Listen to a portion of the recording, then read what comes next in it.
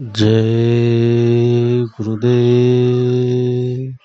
जय गुरुदेव नाम प्रभु का पावन नाम। जय गुरुदेव। परम संत बाबा जय गुरुदेव जी महाराज सत्संग सुनाते हुए शाकाहारी सदाचारी बाल संघ पत्रिका के द्वारा बताए, यह समझ लो कि परेशानियां चाहे जितनी हो भजन तो करना ही है और भजन करो। भजन करोगे तो परेशानियां कम होगी। मथुरा आश्रम बाबा जय गुरुदेव जी महाराज ने सत्संग सुनाते हुए कहा कि एक जमींदार साहब थे, सफेद पोश घोड़े की सवारी किया करते थे।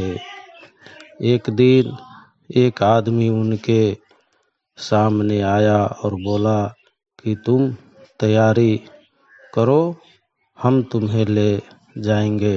इतना कहकर चला गया। जमींदार साहब घबरा गए। उन्होंने अपने आदमियों से कहा कि हमारी घोड़ी तैयार कर दो।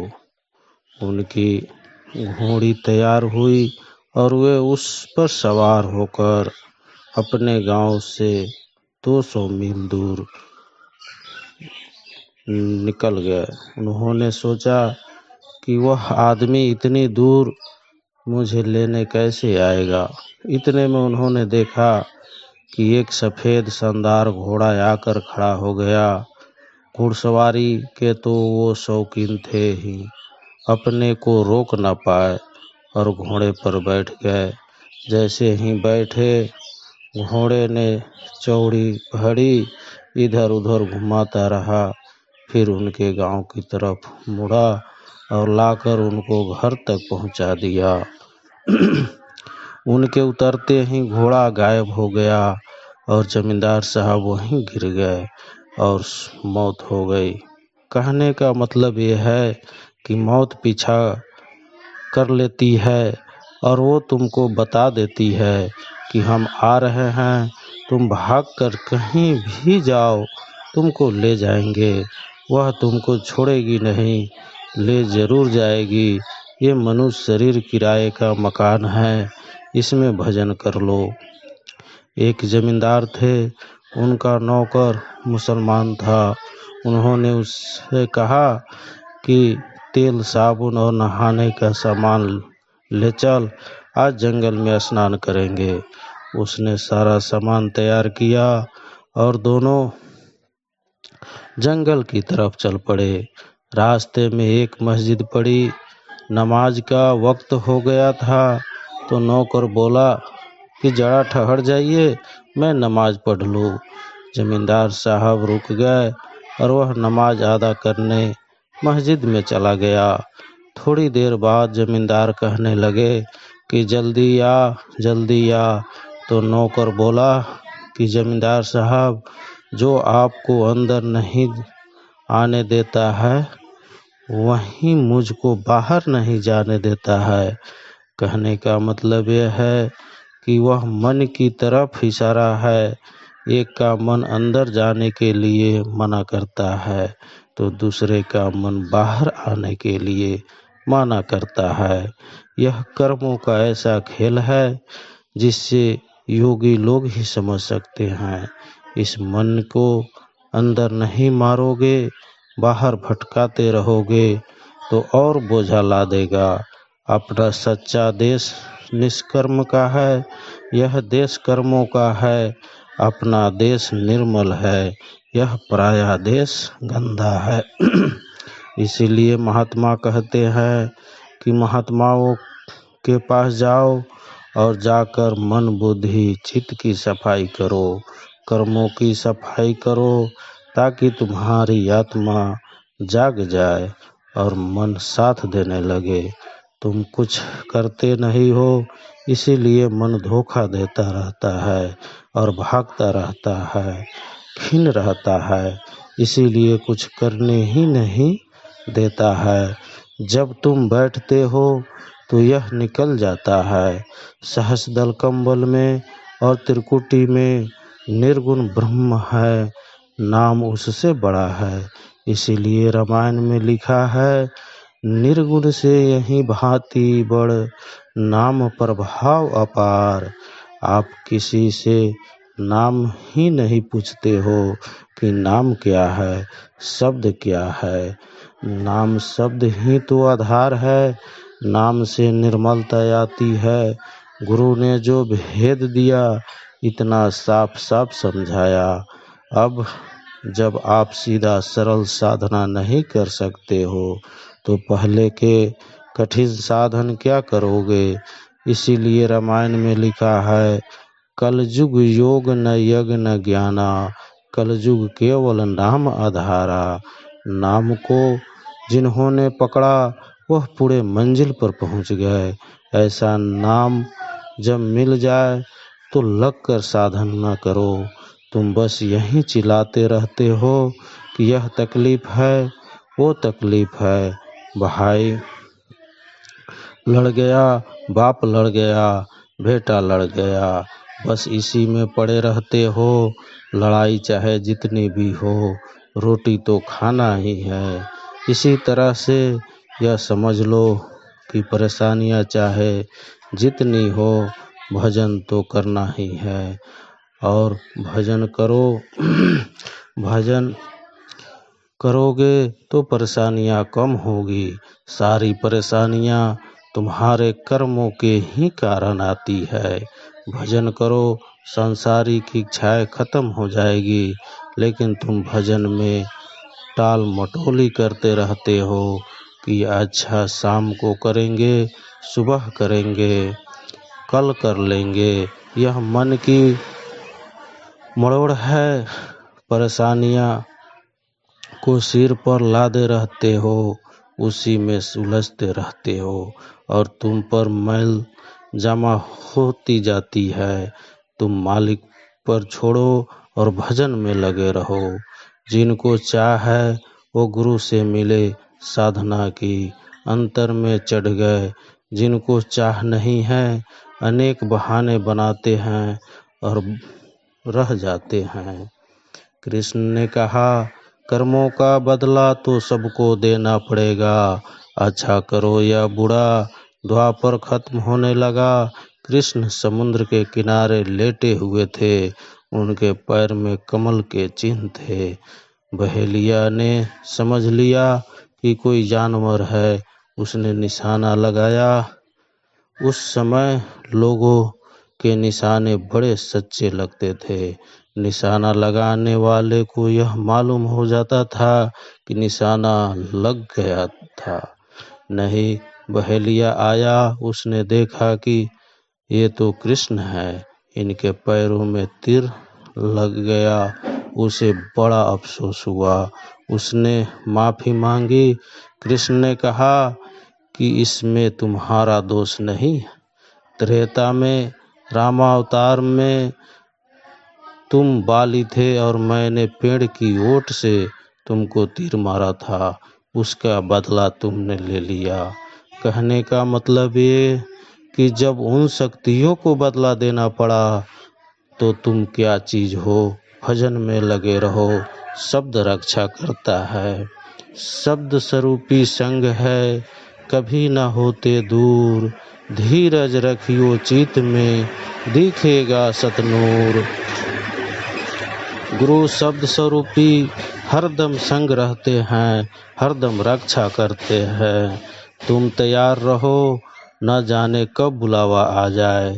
पहले से तैयार रहोगे तो खुशी खुशी उसका सम्मान दे दोगे और निकल जाओगे। उससे कहोगे कि आपने बड़ी कृपा की जो यह सामान दिया, इससे मैंने अपना काम कर लिया और आपका ज्यों का त्यों वापस कर दिया। तैयार नहीं रहोगे तो बड़ी खींचा तानी करेगा। जय गुरुदेव। बाबा जय गुरुदेव का संदेश। कुदरत बौखलाई हुई है, कुछ करना चाहती है। सब मसाले तैयार रखे हैं, केवल भारत में ही नहीं, विश्व के सभी मुल्कों में महात्मा जरा सा हट जाए तो मिनटों में पता नहीं क्या से क्या हो जाए। ये लोग जो कहते हैं ये ऊपर से कहते हैं, पर जो देखने में आ रहा है वो यही है। जब जनसंख्या कम हो जाएगी तो आप लोगों का मिलना जुलना कम हो जाएगा। अवतारी शक्तियाँ आती है तो वो समझती है, लेकिन कर्म फल देती है। वे मार काट मचवा देती है। उनको आपसे क्या लेना देना, कुछ नहीं। आपने जो किया है उसे भोगो। संत महापुरुष सोचते रहते हैं कि यह मनुष्य शरीर फिर मिलेगा नहीं, तो जो समय 2 दिन 10 दिन 12 2 बरस का बचा है उसमें अपनी आत्मा का कल्याण कर लो, क्योंकि अगर ऐसे चला गया तो फिर मनुष्य शरीर मिलेगा नहीं। अवतारी शक्तियाँ का ज्यों वो तो सबको साफ कर देती है। इतिहास में ये है कि जितनी आबादी पहले थी उतनी अब नहीं है। केवल भारतवर्ष में ही इतने आदमी थे जितने सारे विश्व में नहीं थे। पर वह लिखा है संस्कृत में और उसे कोई ही समझ पाता है। इसीलिए पुराना इतिहास छूट गया और लोग नए इतिहास को याद करने लगे। आप लड़ते हो, कोई कहता है हमारा मजहब खतरे में है और कोई कहता है हमारा धर्म संकट में है। इसी क्रूर कर्मों की लड़ाई हो रही है और समझता कोई नहीं। वो तो महात्मा जो आते हैं सबका भेद बताते हैं, ईश्वर का, खुदा का, गॉड का, सबका भेद बताते हैं और इसे दूसरा कोई बता भी नहीं सकता। जब मैं पहले कहा करता था कि सत्संग सुना करो तो राजनीति का बहुत बड़ा भूत सिर पर चढ़ा हुआ था। अब भूत उतर गया, प्रधानमंत्री जेल में जा रहा है तो कोई मुख्यमंत्री जेल में जा रहा है। चाहे भारत हो चाहे विदेश हो, तब तो यही समझते थे कि वहाँ बहुत बड़ा आनंद मिल जाएगा, बहुत कुछ मिलेगा। कितना भी मिल जाए खाओगे तो उतना ही जितना पेट है, यह तो नहीं कि भर लोगे एकदम। यहाँ कौन प्रधानमंत्री नहीं आया, सब प्रधानमंत्री आए। मैंने पूछा तो एक बोले कि रुपया तो इतना है कि 40 पुस्तक बैठकर खा सकते हैं। आप सोच लीजिए 40 पुस्तक। हमने कहा बाबूजी खा सकते हो तो खाओ, क्यों नहीं। बोले कि अरे महाराज हट जाऊंगा तो 1000 मुकदमे चल जाएंगे, फिर मैं तो उसी में फंस जाऊंगा। अब बताइए क्या मिला, पैसा भर लिया और मुकदमे से डर रहे हैं। अब ये परेशानी है। मैं तब सबको समझाता रहा कि कुछ साथ नहीं जाएगा, तो किसी की समझ में नहीं आया। हमारे पास तो हर तरह के लोग, अमीर गरीब सब आते हैं। सब लोग चिल्लाते हैं कि हमारा सब कुछ खत्म हो गया, धंधा मंदा हो गया, पैसा नहीं आ रहा है। जब चिल्ला रहा था तब तो समझे नहीं, और अब तो ये है कि जो समय बचा है उसमें मालिक का नाम ले लो। जय गुरुदेव। तलाश जारी है। इमरजेंसी के दिन थे, सारा राष्ट्र आतंकित था। सारी पार्टियां के नेता जेलों में बंद थे। बाबा जय गुरुदेव जी को बिना कारण बताए पहले मथुरा, फिर बाद में आगरा सेंट्रल जेल में भेज दिया गया।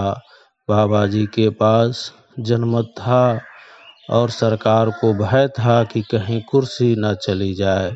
बाबा जी के करोड़ों अनुयायी योजनाएं बना रहे थे कि कैसे स्थिति से निपटा जाए। फकीरों से टकराने का अंजाम बहुत बुरा होता है और वहीं हुआ। सारा का सारा परिवार काल की भेदी पर चढ़ गया। मैं भी बहुत चिंतित था और दिन रात अपनी उधेड़-बुन में लगा रहता था। दिव्यापुर, जो जिला इटवा में पड़ता है, का रहने वाला हूँ। आगरा जाने का विचार पक्का किया और निश्चय किया कि जैसे भी हो स्वामी जी की खोज खबर लूँगा। हिसाब बैठाने लगा और मुझे इस कार्य में सफलता भी मिल गई। मैंने स्वामी जी के पास पत्र भिजवाया और उसमें बहुत सारी बातें लिखी। स्वामी जी उसी पत्र के पीछे लिखकर भेजा कि आजमगढ़ का एक लड़का आया है जिसकी ससुराल आगरा में है। जो आदेश मैंने दिया है उसी पत्र में लिखा है, जो उस लड़के के पास है तुम उसे तलाश करके पत्र पढ़ लो। पत्र पढ़ने के बाद मेरा सिर चक्कर काटने लगा कि इतने बड़े शहर में उस आजमगढ़ के लड़के को कैसे ढूंढ निकाला जाए जिसकी ससुराल आगरा में है। खैर मैं चुपचाप सत्संगियों से संपर्क करने लगा जो जगह जगह लुके छिपे कार्य कर रहे थे। इमरजेंसी में तो हर व्यक्ति सीआईडी ही नजर आता है। मैं पता लगाते लगाते थक गया मगर कुछ भी पता नहीं चला। जब मैं निराश हो गया, उदास हो गया और रोने लगा, अंत में घर वापस जाने की तैयारी कर ली। सोचा कि वहाँ जाकर छानबीन करूँगा। रात में 8 बजे गाड़ी जाती थी, उसी से जाना तय किया। रेलवे स्टेशन पर जब मैं डिब्बे में चढ़ रहा था तो एक लड़का मेरे आगे आया और चढ़ने लगा। मैं बहुत सतर्क था। मैं अंदर जाकर एक सीट पर बैठ गया। इतनी देर में वही लड़का आया और मेरे सामने की सीट पर बैठ गया। मैं उस लड़के को गौर से देखने लगा। वह लड़का जो जूता पहने था उसे देखकर मन में इच्छा हुई कि ऐसा जूता मैं भी खरीदूंगा। मैं उससे पूछ ही बैठा, यह जूता किस कंपनी का है? उसने CLC का। मैंने कहा, किस कंपनी के जूते तो हम भी पहनते हैं, यह ऐसा सुंदर जूता दुकान में कहीं नहीं देखा। लड़के ने जवाब दिया कि ऐसे जूते मेरे आजमगढ़ शहर में मिलते हैं। आजमगढ़ का नाम सुनते ही मेरा ध्यान स्वामी जी की बात पर चला गया। मैंने तुरंत पूछा कि क्या ससुराल आए थे? इतना सुनते ही उस लड़के का चेहरा उतर गया। उसने सोचा हो कि उसका भेद मुझे मालूम हो गया है और अब वो पकड़ जाएगा।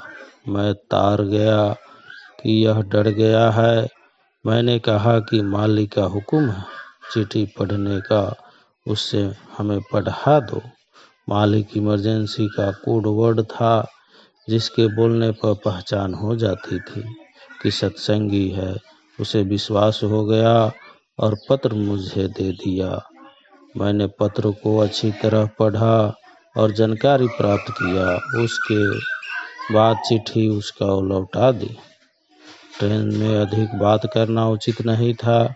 मैं सोचता रहा कि मालिक ने असंभव को संभव करके दिखा दिया। उनका खेल कोई समझ नहीं सकता। मेरा फुफुंद स्टेशन आया और मैं उतर गया। आज 25 वर्ष से अधिक का समय हो चुका है। मैं हर कार्यक्रम में बराबर उस लड़के को तलाशता रहा मगर वो मुझे नहीं मिला। वो कौन था इसे मैं आज तक नहीं समझ पाया हूँ, किंतु मैं निराश नहीं हूँ। मेरी तलाश जारी है। जय गुरुदेव। जय गुरुदेव नाम प्रभु का।